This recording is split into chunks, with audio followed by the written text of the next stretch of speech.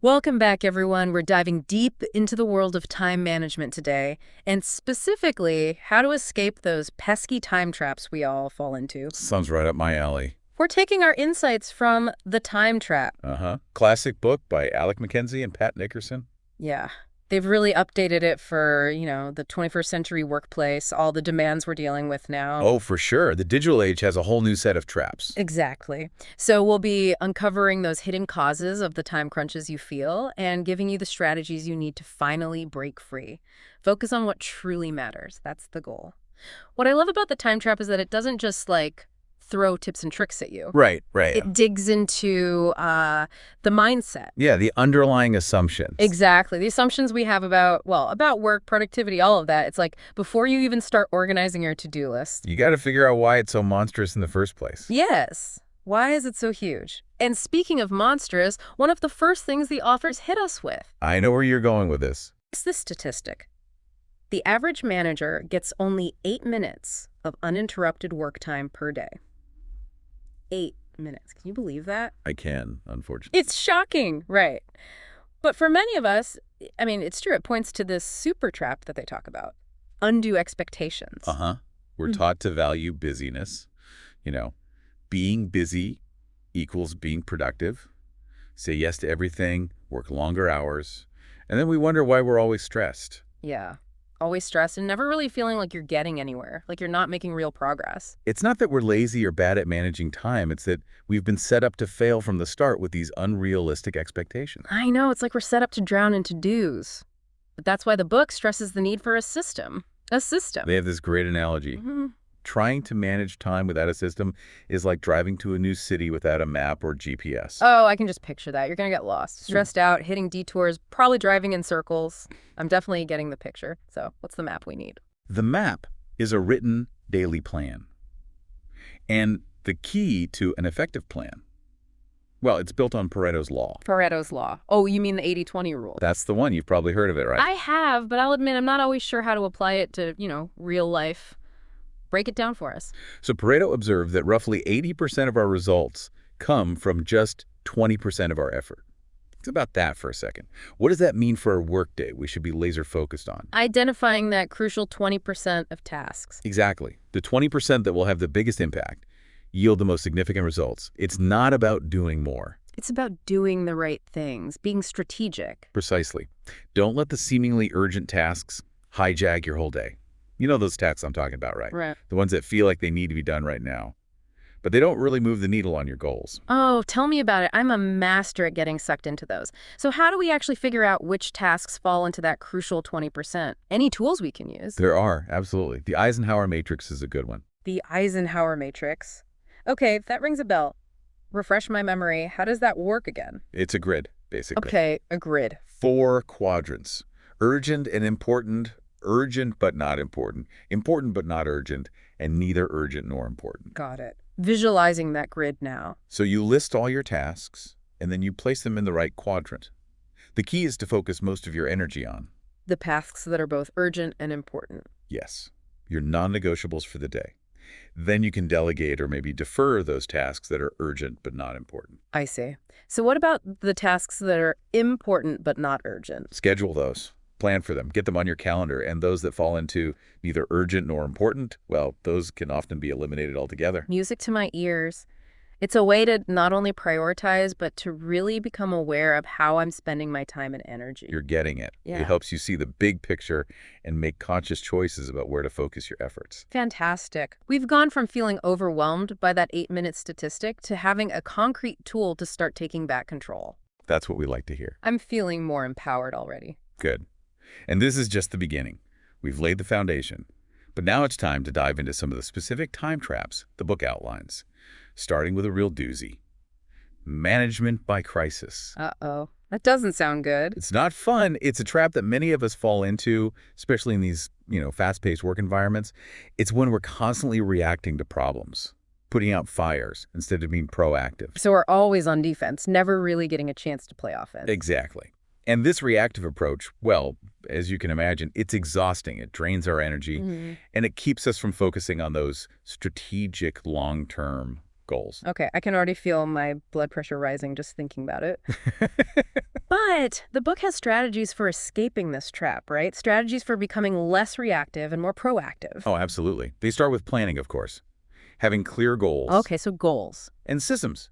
Systems for managing your workflows, communication. So it's about setting ourselves up for success, anticipating potential problems, and having plans in place. Exactly. It's about building a culture of preparedness. A culture of preparedness. Yeah. That's interesting. What do they mean by that? Well, they have this incredible story about a fire at Boston's WGBH TV station. Wait, a fire? Yeah, a real fire broke out.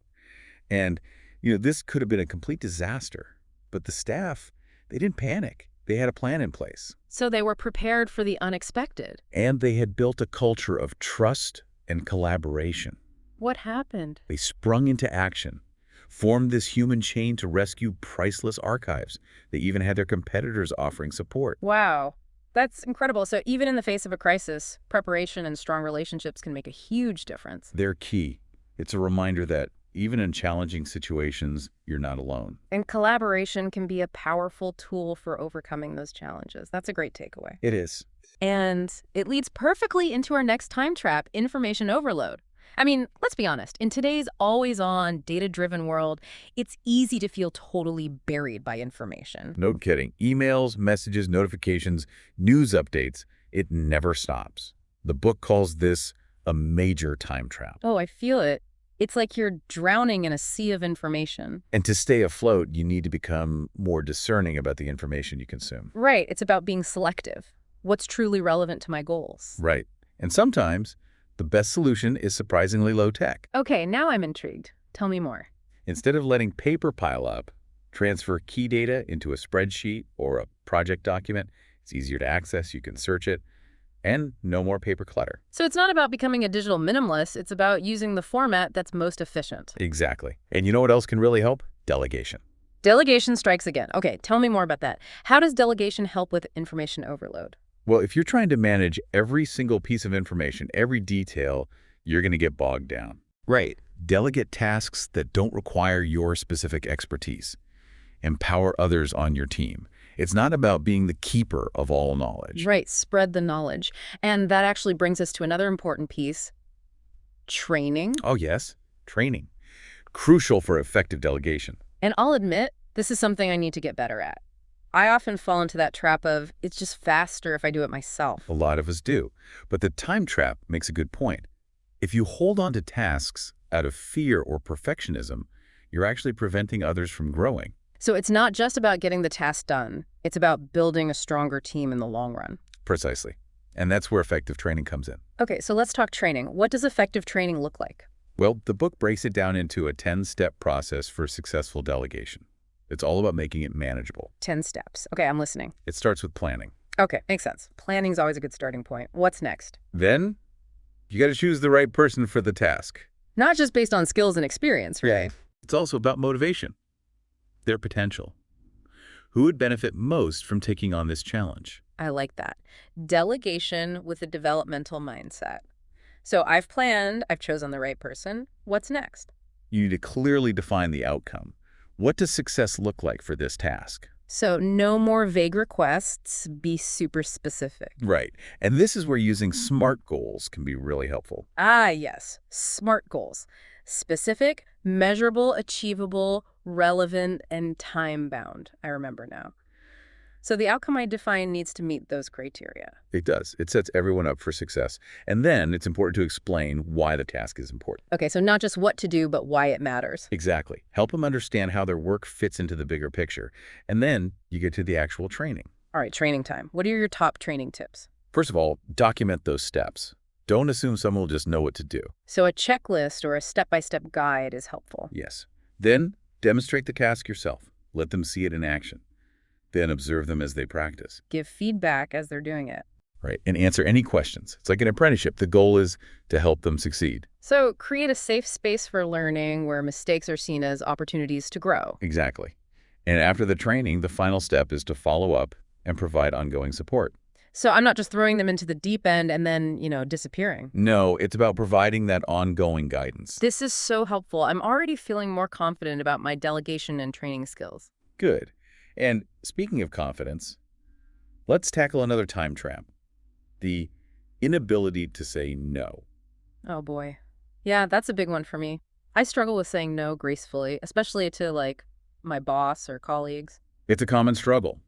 The book suggests using a cue card. A cue card, what's that? It's basically a pre-prepared card that you can use to politely decline a task. Point out the potential risks to the person making the request. So instead of saying, I can't do that, I can say something like, I'm concerned that taking on this task would jeopardize the deadline for Project X. Exactly. It shifts the focus from a personal no to a more objective assessment. Brilliant. I'm definitely going to try that. But it's not just about saying no, right? It's also about clear communication in general. 100%. Misunderstandings and vague requests lead to wasted time and frustration for everyone. Oh, for sure. So how do we prevent that from happening? Visual tools can be really helpful, like smart charts and Gantt charts. Okay, SMART goals I know, but what are SMART charts? A smart chart is just a visual way to represent a SMART goal. It helps break it down into smaller steps and track your progress. So it's like a roadmap for achieving the goal. Precisely. And Gantt charts are visual timelines. You can see the start and end dates for all the tasks involved in a project. Visual aids. I'm seeing the value more and more. It's about being upfront, detailed. They can save so much time and hassle in the long run. We've covered a lot of ground in this first part of our deep dive. We have. Realistic expectations, the Eisenhower matrix, SMART goals. Strategies for escaping crisis management, information overload, and that dreaded inability to say no. And we've only just scratched the surface. We have a lot more to explore. Are you ready to dive into some of those intensely personal time traps? The ones where we are often our own worst enemy? I'm ready. Let's do it. All right, we're back and ready to get a little more personal. We're talking about the time traps that come from within. Those sneaky habits. Exactly. The ones that trip us up even when we, have the best intentions. Right. And I think it's safe to say that procrastination is a pretty universal struggle. Oh, yeah. Everyone's been there. I'm a master procrastinator, I'll admit it. But why do we do it? What's going on in our brains when we put things off, even when we know it's not good for us?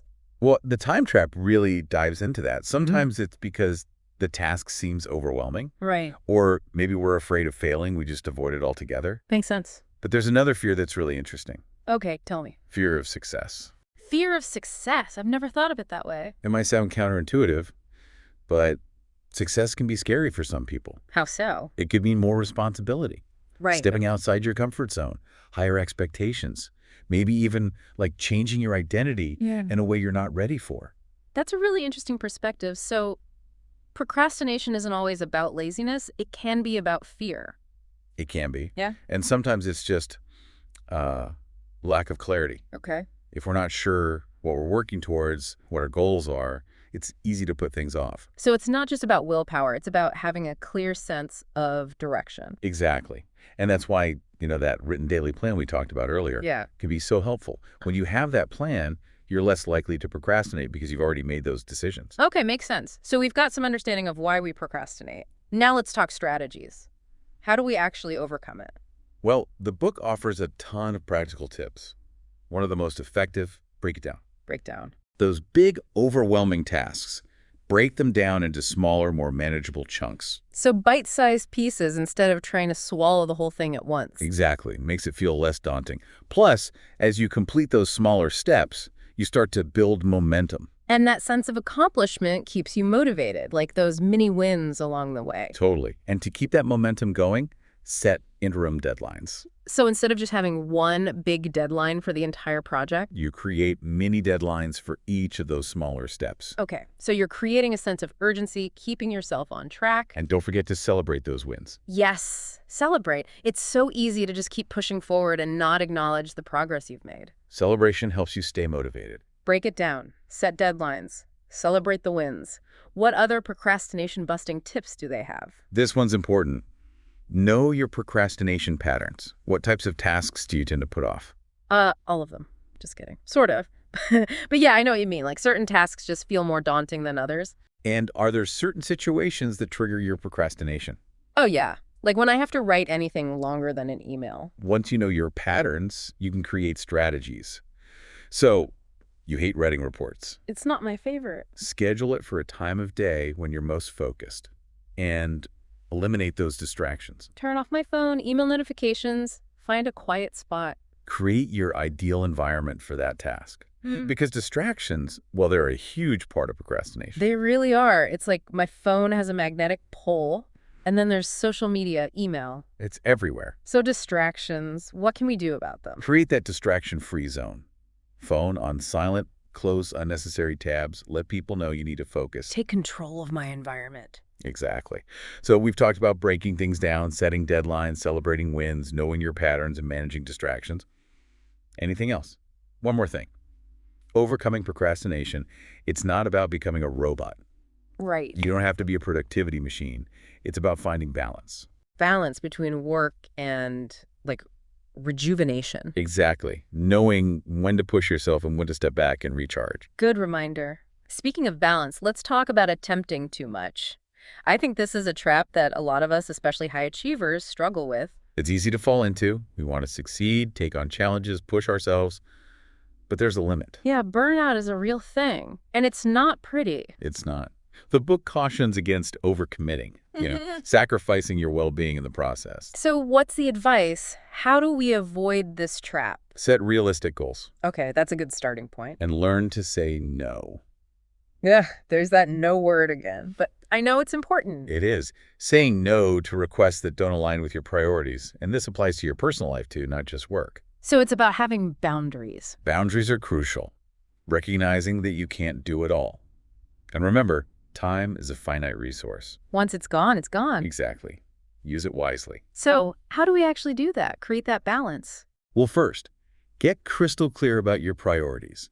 What truly matters? In both my work life and personal life. Right. What are your non-negotiables? Once you know those, it's easier to say no to the things that don't align. So it's like having a filter for requests and opportunities. Does this fit with my priorities? If not, it's a no. Exactly. And when you do say no, keep it simple. Thank you, but I'm not able to take that on right now. No need to over-explain or make excuses. I tend to over-explain, which makes it sound like I'm not really saying no. It can backfire. Be clear, concise, and protect your time and energy. No guilt. I love that. It's about being assertive, setting boundaries, but also recognizing those early signs of burnout. Oh, yeah, burnout. Every high achiever's worst nightmare. How do I know if I'm heading in that direction? The book talks about a few key indicators. Feeling exhausted all the time. Losing interest in things you used to enjoy. Okay, yeah. Sometimes I feel that way. Difficulty focusing. Being more irritable, more cynical. Feeling like you're just going through the motions. Wow, that's a little too close to home. The key is to pay attention to those signs. Take action before they escalate. Okay, so what can I do? What if I'm starting to feel those signs of burnout? First of all, basics. Are you getting enough sleep? Eating healthy foods? Moving your body? Those are always the first things to go when I'm stressed. But they make a huge difference in how you feel and how you function.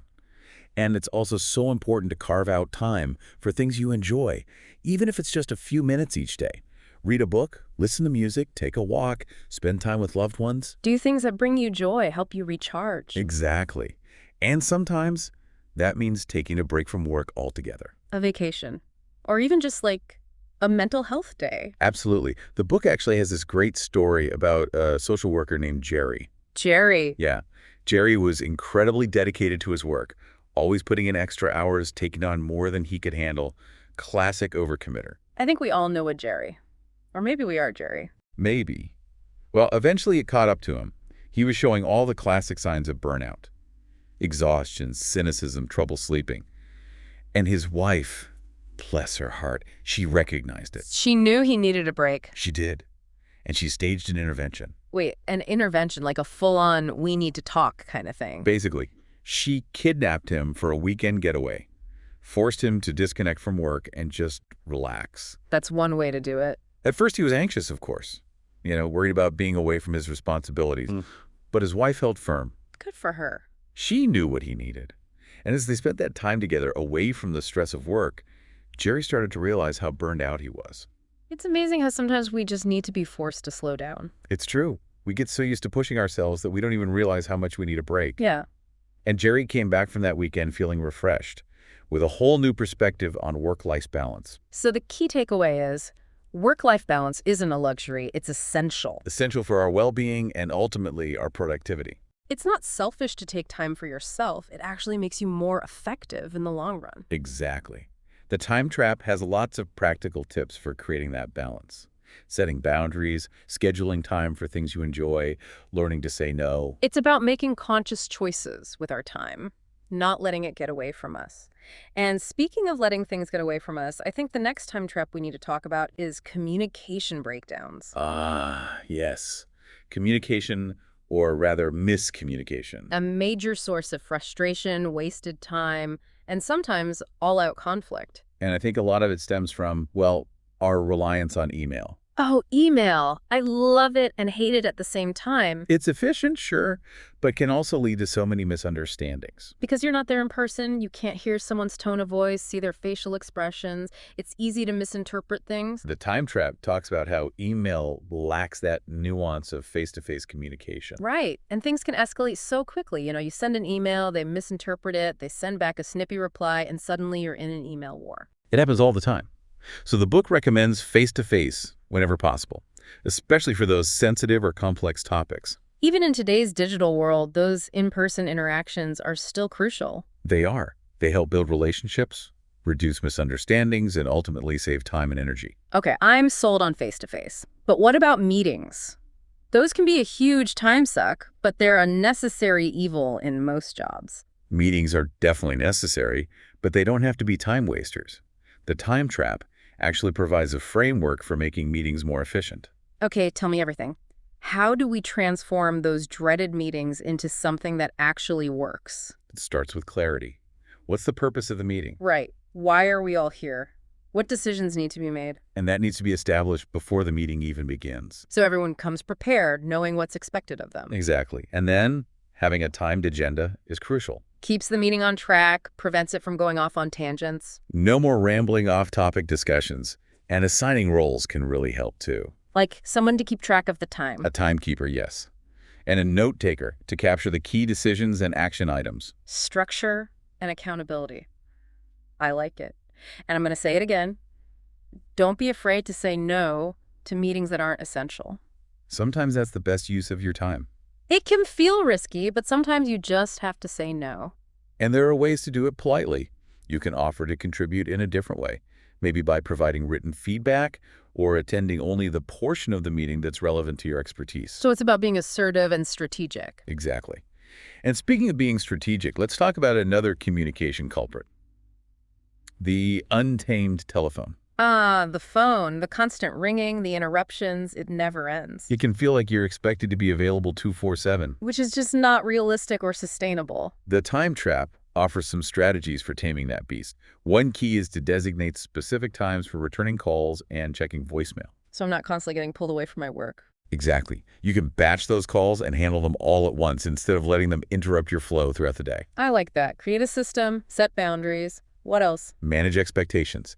They recommend using a voicemail greeting that encourages callers to be concise and clear about their needs. Love that. No more listening to those rambling voicemails that leave you wondering what the person actually wants. Right. Get to the point, people. Yeah. And if you find yourself stuck on a call that's dragging on or veering off topic, Don't be afraid to politely but firmly steer it back on course or bring it to a close. exactly. Be assertive. Your time is precious. So we've talked about communication breakdowns, meeting madness, and the phone frenzy. What other time traps are lurking out there waiting to sabotage our best efforts? There are so many, right? Well, one that often rises from unclear communication is confused responsibility and authority. Oh, yeah. That feeling when you're not quite sure who's doing what. It can lead to wasted time, duplicated effort, and a whole lot of frustration. Absolutely. And it often stems from a lack of clarity around roles and expectations. Right. And it can be especially tricky in today's work environments. With all the matrix reporting structures and cross-functional teams. Exactly. It's more important than ever to establish clear lines of authority and communication from the get-go. So even if it feels a little awkward, having those upfront conversations can save a lot of headaches down the road. It really can. Yeah. And document those agreements.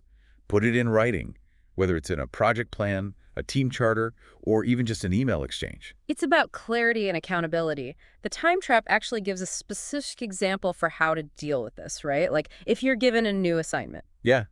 They suggest creating a simple 2-column chart. Okay, a chart. One column for what you know about the assignment, and the other for what you still need to know. So it's like a knowledge gap analysis. It is, and it helps you identify those areas where you need more information or clarification. Before you even start working on the task. That's smart. And don't be afraid to ask those clarifying questions. Even if it feels like you're questioning your boss's authority, it's much better to get those questions answered up front than to waste time and energy working on a task that's not well defined. It's about being proactive, advocating for yourself. And in the end, it benefits everyone. Because it leads to better outcomes. Exactly. And this kind of clarity is also essential for effective delegation. Which brings us back to the importance of training. Training is key. I've learned that the hard way. Delegating a task without proper training is just setting someone up to fail. The time trap really emphasizes that. It's a common mistake managers make. They're either too busy or they assume the task is self-explanatory. But even those seemingly simple tasks can have nuances. Oh, absolutely. They might seem obvious to you, but if you haven't clearly explained them, it can lead to mistakes and rework.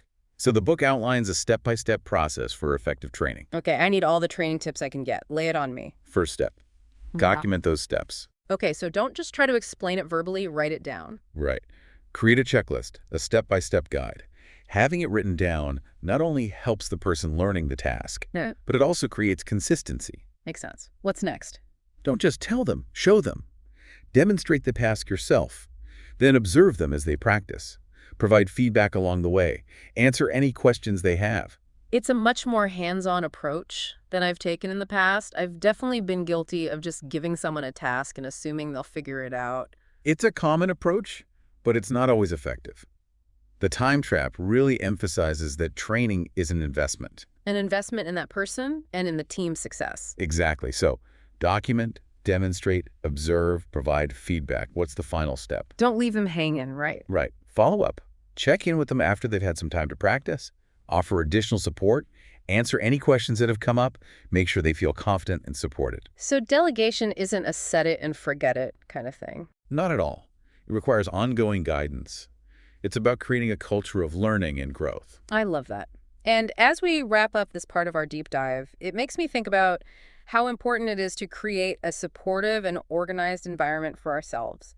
Even with the best time management strategies, if we're trying to work in a chaotic or cluttered space. It's going to be an uphill battle. Exactly. And that's why the time trap dedicates a good chunk of the book to personal organization. It's a crucial piece of the time management puzzle. Okay, personal organization. Tell me more. I have a feeling this is where things could get really interesting. So when we talk about personal organization, it's not just about having a tidy desk, I was kind of worried you were going to say that. It's about creating those systems, those habits that support efficient work. Okay, so optimizing my work environment, my routines, minimize distractions. Exactly. The time trap has a ton of strategies from how you set up your workspace to managing the paperwork. Oh, the paperwork. Always the paperwork. And even, how to make technology work for you instead of against you. It's like taming the tech beast. Where should we start? Let's start with that physical workspace. The book talks about having a designated work area. Designated work area. Free from distractions, as much as possible anyway. So no more working from the couch with the TV on? Ideally not. It really helps to have that dedicated space, even if it's just a small desk in a corner. Right. It signals to your brain, okay, time to focus. It's like creating that separation between work time and personal time. Exactly. Yeah. And it reduces the temptation to, do the dishes or fold laundry. Oh, the laundry monster. It always seems to be calling my name. Okay, so designated workspace. Check. What about the paperwork? I feel like I'm drowning in paper. I hear you. Paper clutter is a big one. But the time trap has some tips. First, reduce the amount of paper that comes into your life. So opt for electronic statements, bills, all of that. As much as you can, yeah. And when you do get paper, deal with it right away. No more letting mail pile up on the counter for weeks. Exactly. Decide what you need to keep, file it, and then get rid of the rest. Sounds way more efficient than my current system of shoving everything in a drawer and hoping it disappears. We've all been there. And for the things you do need to keep, important documents. Yeah. Have a filing system, a simple one that works for you. Makes it easy to find things when you need them. Exactly. No more searching through piles of paper. Okay, so we've talked about workspace and paperwork. What about technology? Technology, the double-edged sword. It can be a lifesaver and a major distraction all at the same time. Totally. And the time trap talks about that. How do you use it to your advantage without letting it take over your life? That's the million-dollar question, isn't it? It is, and one big thing is notifications. Oh, the notifications. They're everywhere. The pings, the buzzes, the little red dots. It's constant, right? It's like my phone is a toddler demanding attention. The book suggests turning off those notifications for anything that's not essential for your work. So no more getting a notification every time someone comments on my latest Instagram post. You can check those when you have time, Designate specific times for email, social media. Don't let them run your day. Be intentional. I like that. What else? What other tech tips do they have? Automate. Ooh, automation. Music to my ears. Right. Think about the things you do repeatedly. Scheduling meetings, follow-up emails, And see if there's a tool, an app, something that can do it for you. Exactly. Work smarter, not harder. Technology should support you, not stress you out. Okay, we've talked workspace, paperwork, technology, anything else in this personal organization realm. There's one more piece that might surprise you. Financial management. Wait, financial management? What does that have to do with time management? It might seem like a strange connection, but the authors make this really interesting point. Okay, lay it on me. When we're stressed about money, it impacts everything. It takes up mental space, I can see that. You're constantly worrying about bills, debt, expenses. It's draining. And that worry seeps into every area of our lives. It can affect our focus, our productivity, even our decision-making. So the idea is to create a system for managing our finances so that money isn't a constant source of stress and distraction. Exactly. A budget, a savings plan, whatever works for you. Get that financial house in order. Makes sense. And be mindful of how you're spending your money, not just in terms of dollars, but in terms of your time and energy, too. Oh, that's an interesting way to look at it. Like, is this purchase going to add to my stress or create more clutter? Right. Or are you working crazy hours just to maintain a lifestyle that's not even making you happy? Deep questions. It's about aligning your spending with your values. Exactly. And when you do that, it frees up your time and energy for the things that truly matter. This has been so insightful. We've covered so much ground in this deep dive into the time trap. We have. From those super traps to the digital age dilemmas, those personal habits that hold us back. It's like we've been given a roadmap to escape these traps and create a life that feels, well, less chaotic and more fulfilling. And that's really what this book is all about. It's not about achieving some mythical state of perfect time management. It's about progress, not perfection. It's about making conscious choices that align with your values. And it all starts with awareness. Understanding those habits, those patterns, those tendencies that we all have. Self-awareness is key. It's not just about external tools and techniques. It's about inner work. So it's a journey of doing A&D being. We're learning these practical strategies, but also developing that self-discipline, that mindset. I love how you put that. And that ongoing commitment to growth and self-discovery, that's what leads to a life that feels both successful and fulfilling. So well said. And as we wrap up this deep dive, I want to leave our listeners with a challenge. Okay, a challenge. Think about one time trap that's been a real struggle for you. Procrastination, overcommitting, feeling overwhelmed by information. We all have one, right? We do. So choose one strategy from the time trap that you can implement this week. Just one small step. Exactly. Something small and achievable. It could be setting aside 15 minutes each morning to create that daily plan, or committing to saying no to one non-essential request this week. Whatever it is, make it a step that moves you toward greater control and freedom. Love it. Take action. We want to hear about it. Absolutely. Share your experiences with us online. Use the show's hashtag. Let's keep this conversation going. We're all in this together. And remember, progress over perfection. Even small changes can make a big difference over time. So take that first step and then the next. You'll be amazed at how much more control you have over your time and ultimately your life. It's a journey worth taking. Thanks for joining us on this deep dive into the time trap. We hope you're feeling inspired and empowered to create a life that truly reflects your values and priorities. Until next time, be kind to yourselves and keep those time traps at bay.